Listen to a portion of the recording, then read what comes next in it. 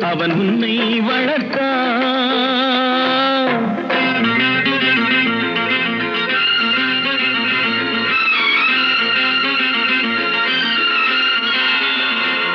அம்மம்மா தம்பி என்று நம்பி அவன் உன்னை வளர்த்தான். தாய் என்றும் தந்தை என்றும் தன்னை நினைத்தான். தாய் என்றும் தந்தை என்றும் தன்னை நினைத்தான். அது உனக்காக வாழ்ந்த உள்ளம் அல்லவோ, அது உனக்காக